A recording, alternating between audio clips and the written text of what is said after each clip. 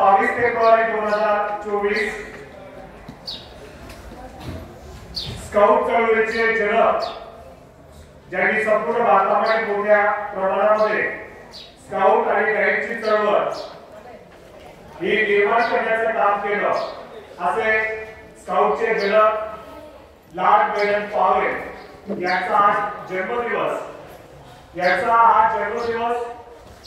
Scout गाईडमध्ये चिंतन दिवस म्हणून मोठ्या उत्साहाने साजरा केला जात असतो आणि प्रत्येक शाळेमध्ये स्काउटची चळवळ खूप मोठ्या प्रमाणामध्ये ही फोफावत चाललेली आहे, पसरत चाललेली आहे आणि मोठ्या संख्येने विद्यार्थी या स्काउट चळवळीमध्ये सहभाग नोंदवत असतात, घेत असतात.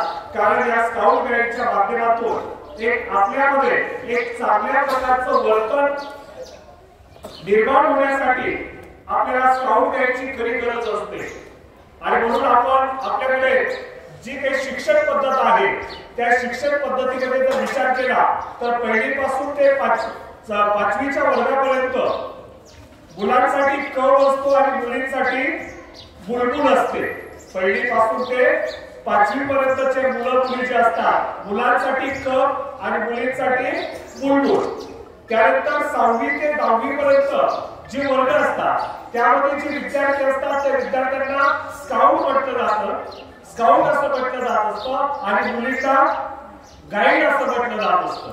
आणि त्यानंतर जेव्हा तुम्ही 11वी 12वीच्या वर्गामध्ये पुढे जात असता तेव्हा 11वीच्या पुढचं जेव्हा शिक्षण घेत असतो तेव्हा जे मुलं असतात 11वीचे 12वीचे जे मुलं असतात त्यांना रेंजर असं म्हटलं जात असतं आणि मुली ज्या असतात त्यांना रोहर असं म्हटलं जात असतं. आणि म्हणून पहिलीपासून ते ग्रॅज्युएशन पर्यंत ही स्काउटची चळवळ मोठ्या प्रमाणामध्ये शिक्षण क्षेत्रामध्ये वाढलेली आहे.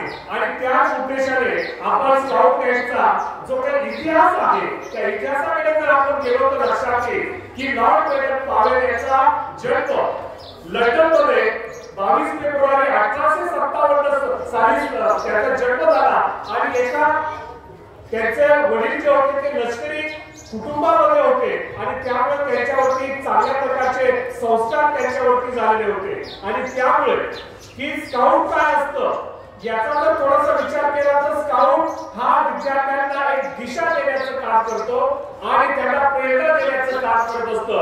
आणि जेव्हा लहानपणीच जेव्हा वयाच्या 17व्या आणि 18व्या वर्षी लॉर्ड बेडन पॉवेल हे आफ्रिकेचं जे काही घनदाट असं जंगल होतं त्या घनदाट जंगलामध्ये त्या निसर्गाच्या वातावरणामध्ये राहून पर्यावरणामध्ये राहून त्यांनी स्काउट काय असतं हे त्यांनी अनुभवलेलं होतं. त्या आफ्रिकेच्या जंगलामध्ये जाऊन एका बेटावरती ते त्या ठिकाणी तंबू टाकायचे, 2-2, 4-4 दिवस त्या ठिकाणी राहत असायचं. मग त्या ठिकाणचं पाणी, त्या ठिकाणचं अन्न, एखाद्या प्राण्याची शिकार करणं हे सगळं काम ते त्या ठिकाणी करत असायचे. आणि या स्काउटमुळे विद्यार्थ्यांमध्ये किंवा व्यक्तीमध्ये एक धाडस निर्माण होत असायचं. आणि मग ही स्काउटिंग कशी सुरू झाली याचा जर थोडासा विचार केला तर दक्षिण आफ्रिकेमध्ये त्या ठिकाणी जे जंगल असायचं त्या जंगलामध्ये रानडुकरांचं प्रमाण खूप मोठ्या प्रमाणामध्ये होतं. आणि मग जो कोणी रानडुकराची शिकार करेल त्याला बाणाची ढाल दिली जात असायची. कारण रानडुक्कर असा एक प्राणी आहे हाच फक्त वाघाबरोबर बरोबरी करू शकतो. जे पाणी पिण्याचं जे तळ असेल त्या तळामध्ये समोरासमोर वाघ आणि रानडुक्कर हे दोघच प्राणी त्या ठिकाणी येऊ शकतात. तिसरा प्राणी कोणताही येऊ शकत नाही. कारण रानडुक्कर एवढा ताकदवार असतो, धाडशी असतो, तो वाघावरती सुद्धा हल्ला करू शकतो आणि त्याला वाघ सुद्धा घाबरत असतो. आणि म्हणून एवढी शक्ती त्या रानडुकरामध्ये असायची. आणि ते रानडुकर या दक्षिण आफ्रिकेतील जे चहाचे मळे होते, जंगल होतं, ऊस होते त्याची नासधूस करत असायचे. आणि मग हे नासधूस थांबवायचा जो असेल तर त्या ठिकाणी रानडुकराची जो कोणी शिकार करेल त्याला बाणाची ढाल त्या ठिकाणी दिलेली असायची. आणि मग हे लॉर्ड बेडन पॉवेल हे वयाच्या 18व्या वर्षी घोड्यावर बसून हातामध्ये बाणा घेऊन एका तीक्ष्ण वेगाने, तुम्ही बघा रानडुक्कर किती वेगाने धावत असेल, बिबट्या किती वेगाने वाहत असेल, जेवढ्या चपळाईने बिबट्या धावतो त्याच्याही पेक्षा हे रानडुक्कर जोराने धावत असायचं आणि तेवढ्या जोराने लॉर्ड मेजर पावेल घोडा चालवायचे. एका हातामध्ये घोड्याचा दान आणि दुसऱ्या हातामध्ये तीक्ष्ण असा भाला आणि चालत्या बिबट्या याला रानडुकराला शिकार त्या ठिकाणी ते करत असायचे. आणि एवढी धाडशी प्रवृत्ती ही स्काउटमुळे त्यांच्यामध्ये निर्माण झाली होती आणि म्हणून त्यांना त्या काळामध्ये जी मानाची ढाल त्यांना मिळाली होती. आणि अशा पद्धतीने 1910 मध्ये भारतामध्ये स्काउटची स्थापना करण्यात आली. आणि त्याचबरोबर मुलींसाठी 1918 मध्ये गाईडची स्थापना आपल्या महाराष्ट्रामध्ये पुणे जिल्ह्यामध्ये त्याची स्थापना झाली आणि त्याचं प्रमाण हे वाढत गेलं. आणि त्यामुळे आपण बघत असतो की स्काउट काय असतं, गाईड काय असतं. आपण त्याची ध्येय, वचने, उद्दिष्ट जर आपण बघितले तर तुमच्या लक्षात येईल स्काउट काय असतं. आता तुम्हाला सांगितलं स्काउट हा धाडशी असतो, स्काउट हा देशावरती प्रेम करत असतो, स्काउट हा प्रामाणिक असतो. आणि स्काउटचं जे ध्येय वचन असतात तुम्ही बघा स्काउटचं आपण जेव्हा एखादे 15 ऑगस्ट असेल, 26 जानेवारी असेल किंवा स्काउटचा काही कार्यक्रम असेल त्यावेळेस आपण स्काउटला किती मोठ्याने सॅल्यूट करतो. स्काउटचा सॅल्यूट आपण किती मोठ्याने करत असतो. 3 बोटांनी. बरोबर. 3 कोणते बोट असतात. बत्तेचे 3 बोट आहेत. या 3 बोटांनी स्काउट काय करतो. आपला डोळ्याची जी भुवई आहे त्या भुवईला एक हात खालचा बोट लावून आपण स्काउटिंग आपण त्याला करत असतो. आणि त्यानंतर आपला करंगळी ही लहान आहे आणि अंगठा हा मोठा आहे. करंगळी आपण उजव्या आपल्या अंगठ्याने आपण काय करत असतो की दाबत असतो आणि आपण त्याला सॅल्यूट करत असतो. याचा अर्थ असा की आपल्या मनामध्ये किंवा देशामध्ये असणारे छोटे मोठे जे विचार असतात ते विचार ही करंगळी काय करते, दाबून टाकते. आणि मोठा विचार जो आहे तो मोठा विचार देशापर्यंत लोकांपर्यंत पोहोचवण्याचं काम हे स्काउट करत असतं. आणि म्हणून ही करंगळी अंगठ्याने दाबली जात असते आणि 3 बोटांनी काय केली जात असते, सॅल्यूट केला जात असतो. हा त्याचा मागचा उद्देश आहे. नाहीतर आपण 15 ऑगस्ट 26 जानेवारीला 5 बोटांनी सॅल्यूट करतो. बरोबर. पण स्काउटचं ध्येय आणि वचन काय आहे, एक तीनच बोटांचा आहे.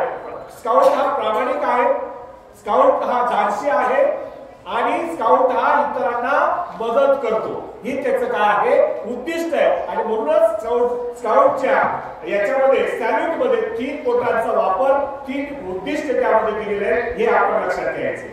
आणि त्याचबरोबर आपण स्काउट गाईडची जी वचन आहे त्यामध्ये आपल्याला अभिप्रेत काय असतं की स्काउट हा समाजासाठी अतिशय प्रामाणिक असतो. मग स्काउटचं पहिलं कर्तव्य काय आहे, स्काउट हा प्रामाणिक असतो. तो कधी चोरी करत नाही, कोणाची वस्तू उचलणार नाही आणि जर सापडली असेल तर तो प्रामाणिकपणे काय करत असतो, परत करत असतो. आणि म्हणून स्काउट हा काय असतो, प्रामाणिक असतो. दुसरं आहे स्काउट हा इतरांना मदत करतो. स्काउट गाईडचा विद्यार्थी इतरांना मदत करतो. उदाहरणार्थ बस स्टँड असेल, रस्ता असेल, तुमच्या समोर एखादा अंध व्यक्ती चालला असेल तर त्या अंध व्यक्तीला त्याचा हात धरून त्याला रस्ता पास करून देणं हे आपलं काय आहे, कर्तव्य आहे. बरोबर की नाही. आणि म्हणून स्काउट गाईड हा इतरांना काय करत असतो, मदत करत असतो. बरोबर की नाही. आणि त्याबरोबर स्काउट हा धाडसी असतो.